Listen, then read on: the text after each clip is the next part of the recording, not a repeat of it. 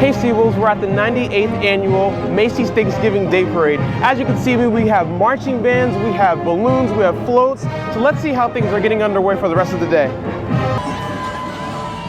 The 98th annual Macy's Thanksgiving Day Parade kicked off at 8:30 a.m. on Thanksgiving morning with a route spanning 2.5 miles. From Manhattan's Upper West Side to 34th Street, spectators lined the streets with anticipation and surely didn't let the rain dampen their spirits. Thankful to be here, and even though it's raining, that's not really bothering us too much. I had a cousin that was also in one of the marching bands that went by for UMass Amherst, and that was really cool to see her. And my friend's wife was carrying another balloon. The whole city is just full of life. Love it. The parade included many performances and attractions, including dance groups, marching bands, themed floats carrying several stars and celebrities, and of course, the main attraction, the balloons. Also in attendance were some young critics of the balloons. What was your favorite?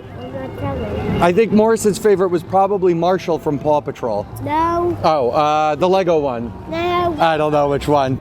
The parade ended up being a huge success, with nearly 3 million people coming to see the show in person and 32 million people watching from home. And despite the weather, the crowd's energy brought the true sunshine for this special Thanksgiving Day. Happy Thanksgiving! Happy Thanksgiving, everybody. Happy Thanksgiving! Happy Thanksgiving! New developments today following the collapse of Baltimore's Francis Scott Key Bridge due to a cargo ship accident. In addition to the 6 construction workers who have been presumably killed from the accident, 2 bodies have been found and identified as 35-year-old Alejandro Hernandez Fuentes and 26-year-old Dorian Castillo Cabrera. Following these tragic discoveries, Maryland Governor Wes Moore has sent his condolences out to the victims' families, saying, quote in Spanish, "Estamos contigo ahora y siempre," which means we are with you now and always. One of the major primetime seasons for broadcast and for reporting is the election season, in journalism, especially for political reporting. Now, we're on the horizon of one of the most controversial, unprecedented elections of a lifetime in U.S. history.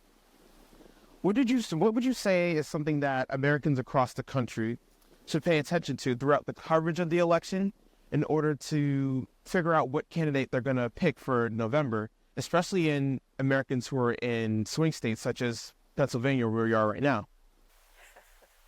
Pay attention to how much time you spend watching television news and reading daily papers, fewer and fewer of them. Pay attention how much time are you spending. I think it's not a good idea to spend a lot of time just overwhelmed by the coverage, which for me, and I'm very critical in a negative way of a lot of the coverage, which to me is not real reporting, it's repeating. And so it's the same thing over and over and over and over again. Reporting from Bangor, Pennsylvania, this is Miles Reese, Stony Brook Media Group.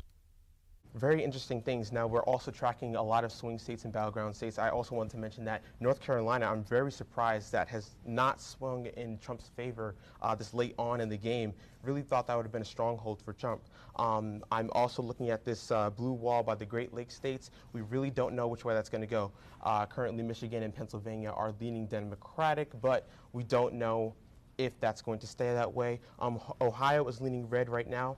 Also not too sure about that. Illinois, pretty sure that that's going to be a stronghold for the Democrats. It's blue currently right now. But as we know, this is a waiting game. We don't know what's going to happen. Behind us, we have a protest that's going on, organized by Stony Brook for Palestine. And this protest is in response to the 9 arrests that were made last week on March 26th, after several protesters deviated from an original route path from a pro-Palestine protest and brought the protest into the administration building. Now, since then, tensions have only been on the rise. In fact, on April 1st, in a meeting addressing the arrest, Maureen McGinnis was booed out the room. Several organizers and several participators were chanting "shame on you" as she left the room. So there's a lot of anguish, a lot of tensions running high in this situation. Now, with me, I have a protester right here who would like to say a few words on the matter. Now, my question to you is, what do you want the university, when it comes to university, what do you want the university and the administration to know? What are the stepping stones to make this whole situation better? How can we alleviate this? Yeah, so the speakers today were very clear in their demands. First and foremost, we want the administration to at the very least, acknowledge the ongoing genocide and slaughter of the people in Palestine, especially Gaza. Thanks, guys, and thanks to all our viewers at home watching our stream. Right now, I am with former lacrosse coach John Espy, who is also being inducted into the Hall of Fame tomorrow. John, how are you feeling? I feel great. I'm really looking forward to it. It should be a fun time. There's many of our alumni are coming back to celebrate the weekend and to celebrate this honor for me, which is just fantastic. So it'll be great catching up with everybody. I was just going to ask, what has been the initial reaction so far from your family, friends, and your coworkers? What has everyone been saying? Well, they're very happy for me. You know, a lot of my family is going to be there tomorrow. You know, it's been a long journey, and it's nice to be rewarded for the things that you've accomplished. Live music and performances aren't the only things that the Jazz Loft has to offer. The Loft's Music History Museum spans throughout all 3 floors of the facility and includes all kinds of things like portraits, vintage furniture, and even the first Grammy ever presented. President and curator of the Jazz Loft, Tom Manuel, says it's always interesting to see which exhibits grab the most attention from the guests. It's interesting. It kind of changes. We change our exhibits, so it depends what's on display, and it depends who's here. You know, one of the things that I found really interesting as of recently is we had somebody restore the 1960 hi-fi television unit downstairs that belonged to Louis Prima and Keely Smith. And I'm amazed at the amount of time people spend when we have it on in front of it watching it, and lots of times it's older people with kids or grandkids explaining to them what black and white TV was, or why a television is a piece of furniture, or if it's something we have playing which is typically older programming from the period of the television, people talking about who was on TV and what they watched and how they accessed and sourced their entertainment.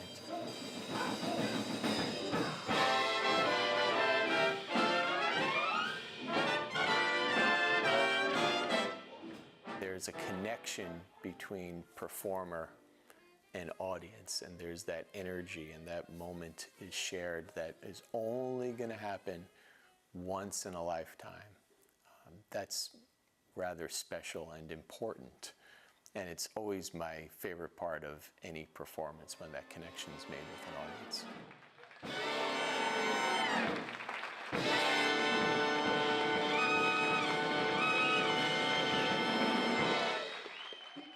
In Stony Brook, New York, this is Miles Reese, Stony Brook News.